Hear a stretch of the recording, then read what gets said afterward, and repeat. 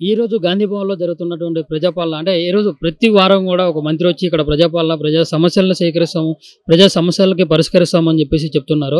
ఇక్కడ ప్రజలైతే రావడం జరిగింది. ఈ రోజు మొత్తం కూడా ఇక్కడి నుంచి అక్కడి వరకు మీరు చూసినట్లయితే మొత్తం కూడా క్యూలో నిలబడి ఉన్నారు.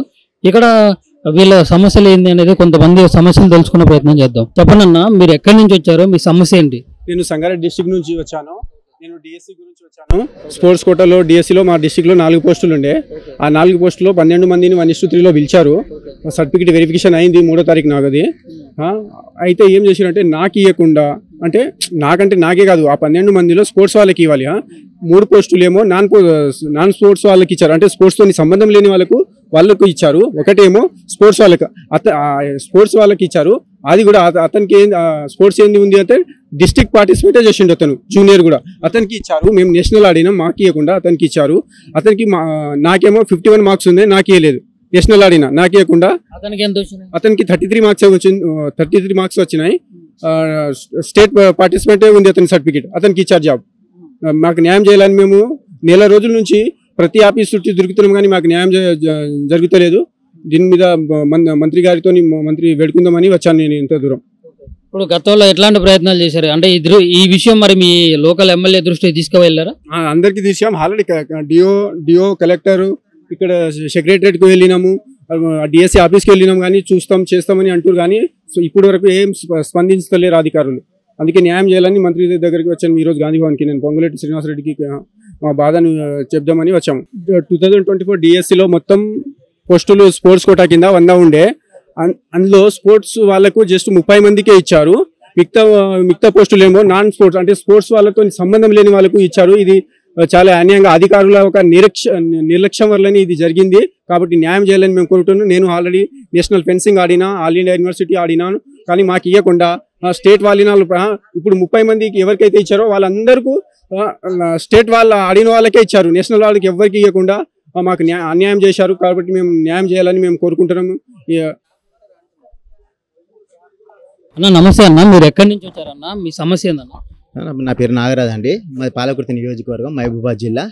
మా బ్రదర్ను బీఆర్ఎస్ ప్రభుత్వం ఉన్నప్పుడు బీఆర్ఎస్ నాయకులు చంపారండి.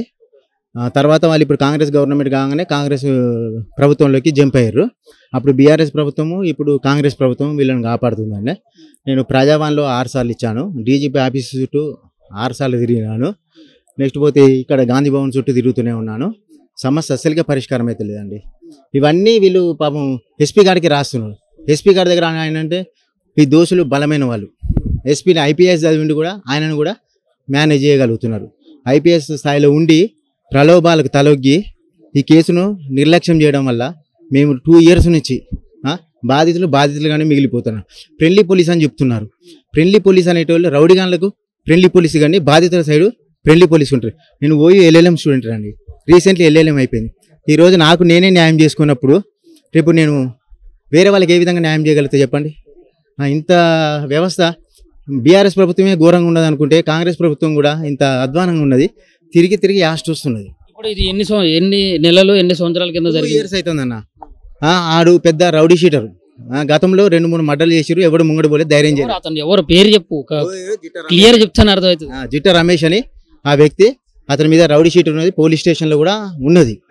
అతని కాపాడుతున్నారు. ఆయన దగ్గర డబ్బు బాగున్నది, వాళ్ళతో మేనేజ్ చేస్తున్నారు. కాపాడేది ఎవరు? పోలీసులు సార్. ఐపీఎస్ స్థాయిలో ఉండి అన్ని ఎవిడెన్స్లు ఇచ్చిన డిఓపిటీకి కూడా ఇచ్చాను. డిఓపిటీకి కూడా ఇచ్చాను. డిఓపిటీ కూడా ఐపీఎస్ల 4 ఐపీఎస్లకు మెమోలు పోయినాయి. అంటే మీరు అర్థం చేసుకోండి, తప్పిదాలు ఆ విధంగా ఉన్నాయి. సర్పంచ్ కూడా ధైర్యం చేసి నాకు సీసీ ఫుటేజ్, గ్రామ పంచాయతీ సీసీ ఫుటేజ్ ఇచ్చిండు. ఎవరు ముంగడి పోవట్లేడు, ఇటు జర ముంగట చదువుకున్నాడు, ధైర్యం చేస్తున్నాడు అని ముందుకు పోతారని ఇచ్చారు సార్. సీసీ ఫుటేజ్లు పట్టుకుని కూడా నేను అన్ని ఎవిడెన్స్లతో తిరుగుతున్నా. చూడండి సార్, జాగా కోసం కక్కుర్తి పడి ఇది 7 ఫీట్ల సంపు సార్, 6 ఫీట్ల మనిషి వానంతర వాడు చడిపోయాడని పోస్ట్ మార్టం కూడా రిపోర్ట్ ఇచ్చినట్టు చేశారు సార్. అది ఆ సంపు ఎన్ని అడుగులు ఉంది? 7 ఫీట్ల సంపు, 6 ఫీట్ల మనిషి. చూడండి, వానంతర వాడు పడ్డారని పోస్ట్ మార్టం రిపోర్ట్ ఇచ్చారు సార్. కరెక్ట్ దర్యాప్తు చేస్తే దోషులు అందరూ తెలుసు సార్. పోస్ట్ మార్టం ఎట్లా ఫేక్ చేసిరు, ఫ్రాడ్గా చేసిరు అని. ఇక చూడండి సార్, ఇది సంపు సార్. ఈ స్థలం కోసం సార్. ఇది చిన్న సంపు సార్. ఇక ఈ సంపు సార్. ఈ సంపులో అదే అంటున్నా సార్. అది అట్లా అడిగేటోళ్ళు లేరు సార్, అట్లా దర్యాప్తు చేసేటోళ్ళు లేరు. ఇక ఇది సార్ సీసీ ఫుటేజ్ కూడా ఈ లేడీ చేయించింది. అంటే ఆమె చేయించింది. మా ఇంటి పక్క సార్ స్థలం కోసం కన్నుబడ్డది. అమ్మమంటే మేము అమ్మలేము, అమ్మనందుకు ఈ నిర్ణయం తీసుకుంటాం వేరే రూట్లో. అంటే మేము ఫైండ్ అవుట్ చేయము అని. ఇక చూడండి సార్, మొత్తం సీసీ ఫుటేజ్లే పెట్టిన, గ్రామ పంచాయతీ సీసీ ఫుటేజ్ సార్, ఇదే మా ఇంటిది కూడా కాదు.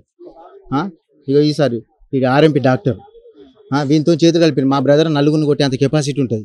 అక్కడ మత్తు మంది ఇచ్చారా ఏం చేశారో కూడా తెలియదు. చూడండి సార్, మొత్తం అన్నీ. అన్న ఫైనల్ గా ఇప్పుడు మీ డిమాండ్స్ ఏందన్న? మీ దగ్గర మొత్తం పోలీసులు కూడా చూడండి, పోలీసుల చుట్టూ కూడా ఏ విధంగా తిరిగామో.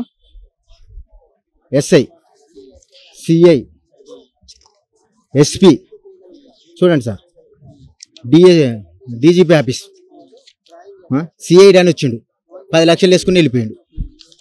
ఇక ప్రజావాణి ఫస్ట్ పెట్టిన ప్రజావాణి ఎవరు వచ్చి 10 లక్షలు తీసుకొని వెళ్ళిపోయారు?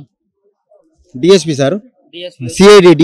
సిఐడి అని వరంగల్ నుంచి సిఐడి అని వచ్చాడు, ఇన్వెస్టిగేషన్ చేశాడు. కళ్ళ ముంగట అన్నీ అవ్వబడుతున్నాయి, ఏం లేదని చెప్పి మాకే ఇంటిమేషన్ ఇవ్వకుండా పోయాడు. దాన్ని బట్టి అర్థం చేసుకుంటారు. 10 లక్షలు ఎవరి దగ్గర తీసుకుంటారు? ప్రత్యేకంగా మనం చెప్పలేం కదా సార్. ఎందుకోసం ఈ కేసును నీరు గారిస్తారు చెప్పిన వాళ్ళకి ఏం అవసరం వచ్చింది?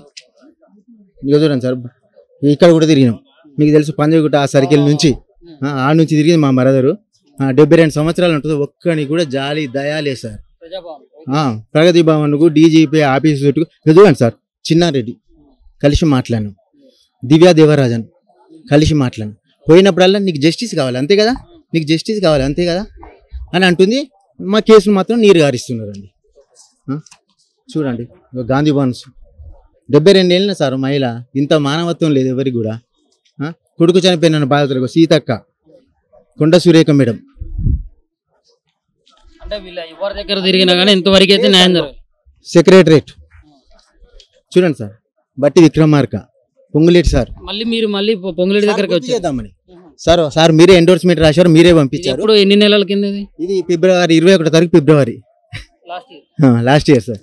ఇగో ఈ సార్ సీఎం దగ్గర పోతేనేమో సీఎం దాడే చేయిస్తున్నాడు ఏకంగా. నాకు గవర్నర్ పోతే మీకు తెలుసు రబ్బర్ స్టాంప్. ఇది సార్ మా పరిస్థితి. ఫైనల్గా ఏంటంటే నాకు కావాల్సిన న్యాయం సార్, వేరేది ఏది వద్దు. దోషులకు శిక్ష పడాలి, ఇది వేరే వానికి గుణపాఠం చేయాలి. మర్డర్ చేస్తా అనుకున్నవానికి ఇది గుణపాఠం కావాలి. నేను ముంగడి పోను, వాళ్ళందరికేమో ధనబలము, అర్ధబలము, అంగబలాలు అన్నీ ఉన్నాయి. నాకు ముంగట న్యాయము వెనక ధర్మం ఉన్నది. ఆ రెండే పట్టుకొని నేను వెళ్తున్నా. అది సార్, ఇది నాకు వచ్చే జడ్జిమెంట్ ఇతరులకు గుణపాఠం కావాలి. ఇంకోటి తప్పు చేయాలంటే భయపడాలి అన్నది నా ముఖ్య ఉద్దేశం.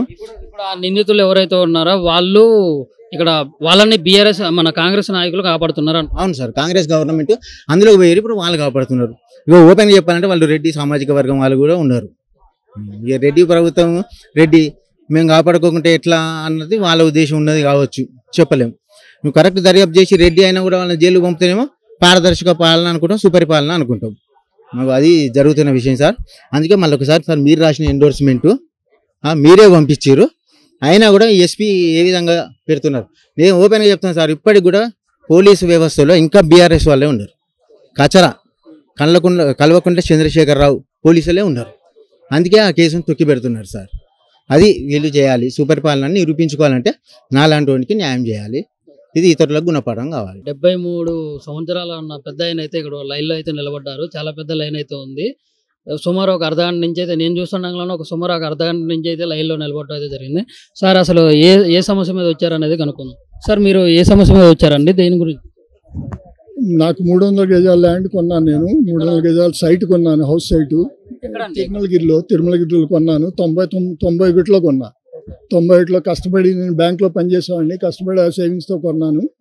కొన్న తర్వాత అది దాన్ని తర్వాత వేరే వాళ్ళు ఏదో ఆక్యుపై చేస్తే సుప్రీంకోర్టు వరకు వెళ్ళింది. అది వెళ్ళిన తర్వాత మేము 16 మంది బాధ్యులు ఉన్నాము. దాంట్లో 49 ప్లాట్లు వేశారు. 35 మంది ఇల్లు కట్టుకున్నారు. డబ్బులు లేక మిగిలిన వాళ్ళు కట్టుకోలేదు. ఆ 16 ప్లాట్లే వేరే వచ్చి ఆక్యుపై చేస్తే దాన్ని సుప్రీంకోర్టు వరకు వెళ్ళి దాన్ని క్లియర్ చేసుకొచ్చాము. వచ్చిన తర్వాత 2016లో అదేమైందంటే 2016లో వీళ్ళు వక్ఫ్ వాళ్ళు ఒక నోటిఫికేషన్ ఇచ్చారు, ఈ ల్యాండ్ మాదని. అది కొన్నది ఎప్పుడు ఒరిజినల్ ల్యాండ్ నిజాం ముందు కొన్నారు. 1942లో కొన్నది. గవర్నమెంట్ ఆక్షన్ చేసింది.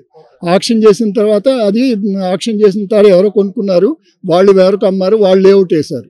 లేఅవుట్లో 35 మంది ఇల్లు కట్టుకున్నారు, మిగిలిన 16 మంది అట్లా ఉండిపోయామన్నమాట, ఇల్లు కట్టుకోలేని వాళ్ళు. ఇప్పుడు అదేమో 2016లో వక్ఫ్ వాళ్ళు ఒక ఎవరికంటే సబ్ రిజిస్టర్ లెటర్ ఇచ్చారు, సేయింగ్ దట్ ఇది మాది, వక్ఫ్ ల్యాండ్ మీరు రిజిస్ట్రేషన్ చేయొద్దు దీంట్లో అని.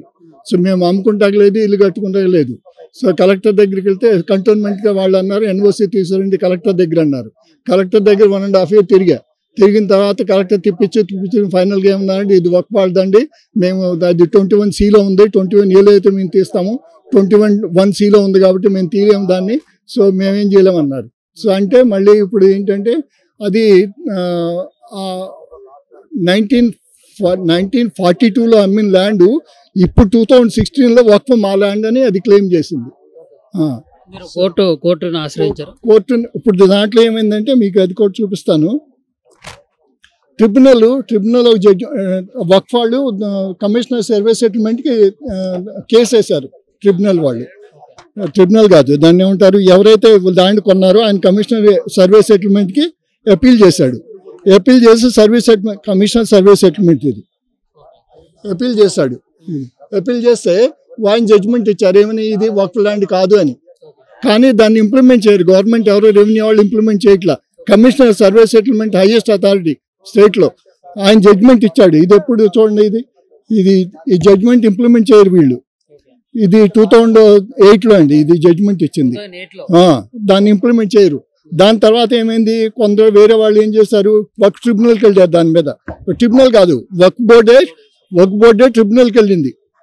వక్ఫ్ బోర్డు ట్రిబ్యునల్కి వెళ్ళింది ఏమని, ఈ ల్యాండ్స్ మావని. వక్ఫ్ ట్రిబ్యునల్ వాళ్ళు కొట్టేశారు ఈ ల్యాండ్ మాది కాదని, అంటే మీది కాదని. ట్రిబ్యునల్ వాళ్ళు జడ్జిమెంట్ ఇచ్చారు సేయింగ్, బట్ దీన్ని ఇంప్లిమెంట్ చేయరు. వక్ఫ్ ట్రిబ్యునల్ వాళ్ళు, వక్ఫ్ బోర్డు వాళ్ళు, అట్లాగే ఈ రెవెన్యూ వాళ్ళు దీన్ని ఇంప్లిమెంట్ చేయరు. ఇద్దరు కలిసి నాటకాలు ఆడుతూ ఉంటారు. అది ఎవరో పట్టించుకోరు, కామన్ పీపుల్ కదా. మేము ఇప్పుడు ఇన్ఫ్లుయెన్స్ ఉంటే పట్టించుకుంటాం, ఇన్ఫ్లుయెన్స్ లేదు కదా, ఎవరో పట్టించుకోరు. అందుకని కనీసం రిప్రజెంటేషన్ ఒక రాయేసి చూద్దాం ఏమన్నా అవుతుందేమో వచ్చాము, ఇంకేం లేదు. అంటే ఇప్పుడు పొంగులేటి శ్రీనివాసరెడ్డి గారితో చెప్పుకుంటే ఏమైనా సహాయం చేశారా అన్న ఉద్దేశంతో మీరు గాంధీ భవన్కి వచ్చారు. అంతే కదా.